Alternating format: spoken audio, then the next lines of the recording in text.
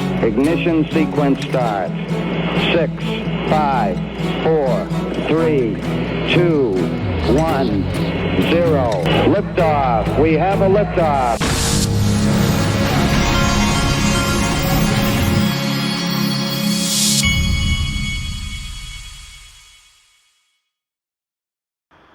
Hey everybody, this is the Digital Asset Investor. Look at this. This is from Dr. Martin Heisbach from Uphold. Attacks are continuing across the crypto ecosystem, and attackers actively exploiting lending protocols, having successfully targeted several in the past 30 days. Notably, none of the affected teams have publicly acknowledged those incidents. Major losses including $664K from Venus Protocol, $450K from Takara Lend, and over $2 million from Moonwell DeFi. Smaller protocols like Lobster and Orbiteron were also hit, though their low liquidity resulted in minor losses. North Korea and Russia are the likeliest culprits. Folks, I know because I got off the phone with a guy yesterday from Caleb and Brown, who is one of my partners, and these big exchanges or brokerages or whatever you want to call them, what they're doing right now is what I'm interested in. They're all going through the vetting process of all these different protocols and different methods that you could earn yield on your XRP. And they're doing the due diligence so that they can, when they get involved in this kind of stuff, they can present the least amount of risk possible to myself and you or whoever has accounts at these places. And that's what I'm waiting on. I'm sitting back watching all this, and in the meantime, like I keep telling you, I'm focused on keeping my XRP safe. We're so early in this. I think it's coming probably in weeks or months to some of these major platforms who have to go through the compliance and all the due diligence to make sure that they're not providing something that could create a problem for their the clients on their platform. And that's what I'm waiting for. I'm trying to be extremely careful, and I know these companies are as well. In the meantime, you can keep your digital assets safe at Caleb and Brown. I created a special link, xrpwealth589.com. It'll forward you right to my page here on Caleb and Brown. You get free institutional custody. Just 2 days ago, I sent them an email on one of these XRP dips, and I said, hey, buy XRP with half of my cash. And they did. Got an email within 5 minutes, trade done, showed me a PDF of exactly the breakdown of the trade. And then I said, hey, I've got some cash in there, send that into my bank account. It showed up the very next morning, that fast. I love Caleb, and I told the guy, I said, I love dealing with Caleb and Brown. It's my favorite place to place trades. We've got a 224 XRP. The market's rebounding a little bit, but remember, we're at 3.41 trillion. This would be a good time to remind you of this.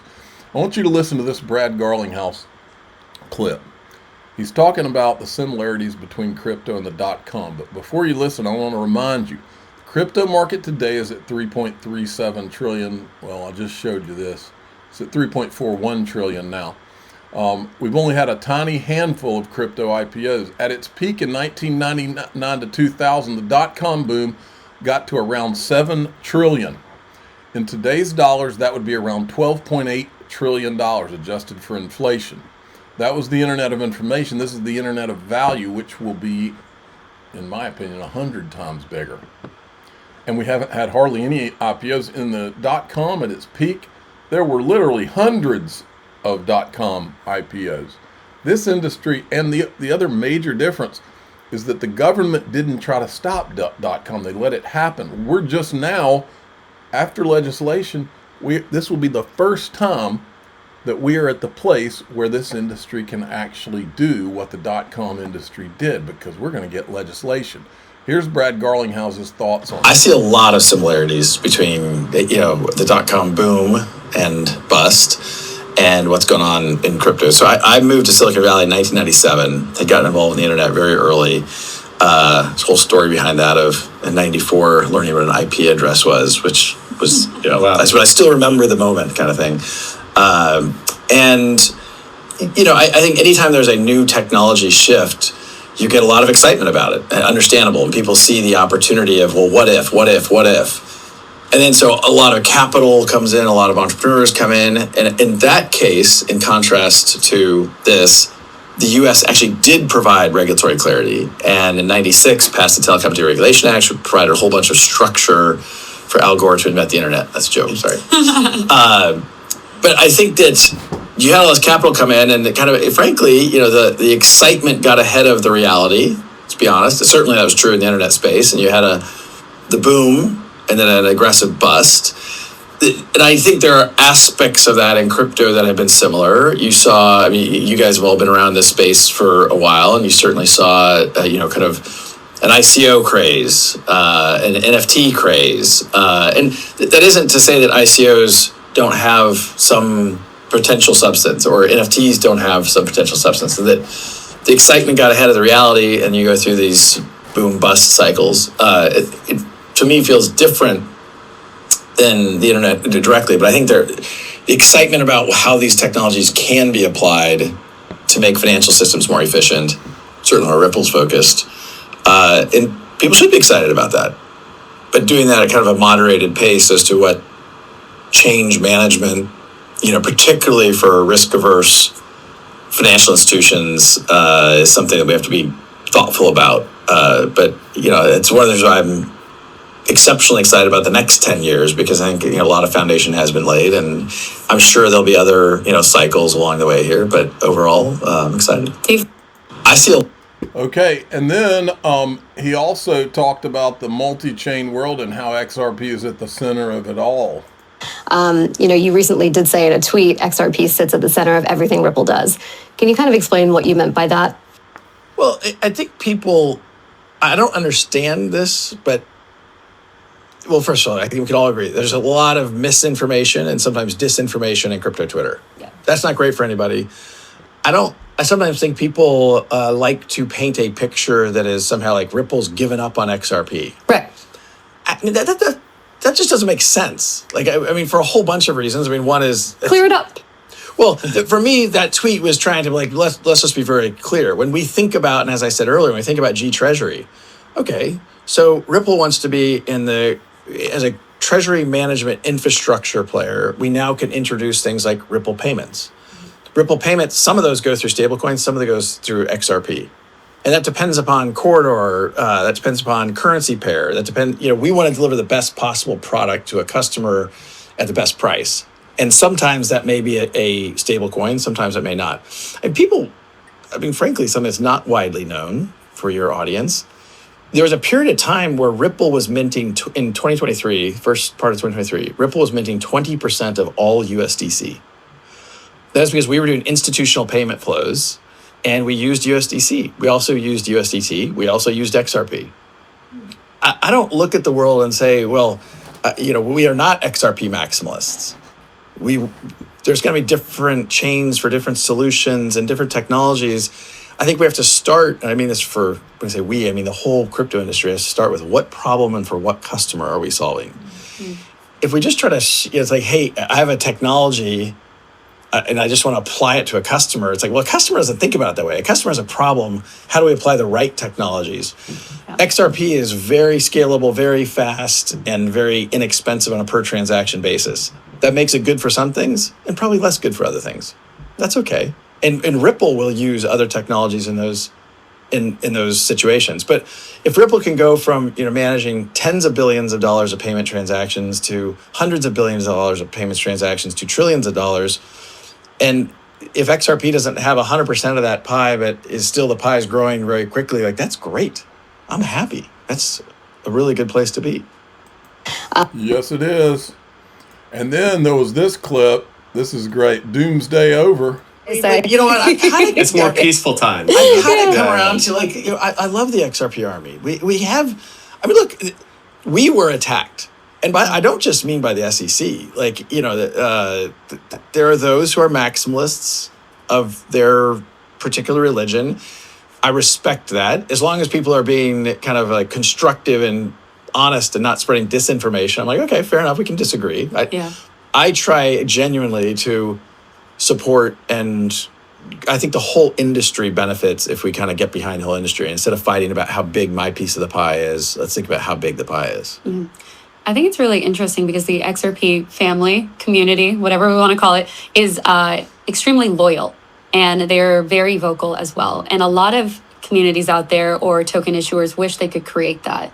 What do you think kind of started that and caused it? And like, what have you contributed to it, or Ripple as a whole? Yeah. By the way, I think it's a great question. I wish I could point to here's an answer. I'm curious as well, honestly. Well, yeah. Look, unfortunately, you're not going to get a great answer because I don't know. And I think There should be studies on this. Yeah.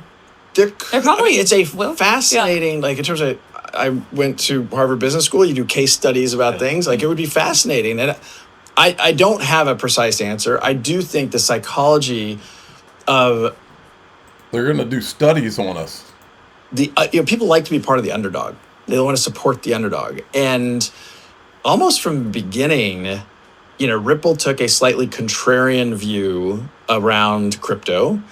XRP took a non-proof of work framework for how to validate transactions. That was controversial. That was contrarian. The distribution method was controversial and contrarian. The choice of deciding, hey, we're going to partner with banks. I mean, people would call XRP the bank coin. Those were all things that were contrarian at the time. Then you get attacked by, some of the existing players. You get attacked by the SEC, and it has made a resilient group. And I think, look, Ripple has tried, and I think this was even today is still a little contrarian. Ripple has always tried to be extremely transparent about our role within the XRP ecosystem, how much XRP we own. I mean, there's all kinds of stuff that frustratingly the SEC used against us. Like we were the most transparent. The SEC demands transparency. Some cryptos aren't transparent at all. We're transparent, and the SEC uses that against us to sue us. You're like, so like come in and register and leave with a Wells notice. There's a lot of stuff that was super frustrating about that. It just doesn't feel like that chapter of that institution and our government was acting in good faith. Yeah. I think people, I don't know if I've shared a lot of this, but like I personally went into the SEC. I didn't go with lawyers because I was just talking about how we're using our technologies. Not once did anyone suggested that these are securities, but you go in over years and you're talking about what you're doing. Not once did someone say to me, hey, we think XRP might be a security. You might want to change how you're doing things. And then years later to sue not just Ripple, but to sue me personally, because to sue someone personally, it has to be, I knowingly, I knew that it was a security and behaved that way anyway. And it's like, well, you didn't even know it was a security, and that was just bullying. Yeah. Luckily Ripple's in a position, and we had the fortitude to kind of fight that fight. But that's not how our government should partner in any circumstance, I don't think. Have you guys had in this sort of regime change, because you launched so many licensed or TradFi adjacent products, have you guys had good interactions with the task force, Chair Atkins, Hester Peirce, all those folks? Like, what have those conversations been like? I mean, again, kind of the mind-bending experience. I'll give you kind of two quick anecdotes. So, as I said, I'd gone into the SEC's offices multiple times prior to the lawsuit, and then for, 4 or 5 years, did not. We were invited back to speak to the task force. It was a little bit surreal to go back in, but I'll tell you, the task force could not have been more welcoming, constructive, open, genuinely intellectually interested and curious in some of our perspectives, given our experience. And to some degree, that culminated. Paul Atkins, after taking a seat, reached out to me and was like, "Hey, I'd love to, just chat." And to me, that like we should have a government who. By the way, I'm not even sure if Paul Atkins and I agree with on everything, but like, I mean, nothing came up that we disagreed on that I know of. But like, it's just, but the fact that he was interested in meeting, I think it's just a night and day difference as opposed to being afraid of government. We couldn't get meetings with anybody in government for years, and then you have the new chair kind of reaching out and be like, "Hey, we can learn from each other here." Great stuff. Okay, I got so much more to cover from Swell yesterday. Go to daixrp.com. That's the Patreon. If you'd rather join through YouTube, click join below any of these videos, or you can join through X by hitting the subscribe button. We do the full video plus the extended video with no commercials in there. I'm the digital asset investor. I'm not an investment advisor. This is for entertainment purposes only. Please subscribe, hit the like button, tell your friends and family. Here we go.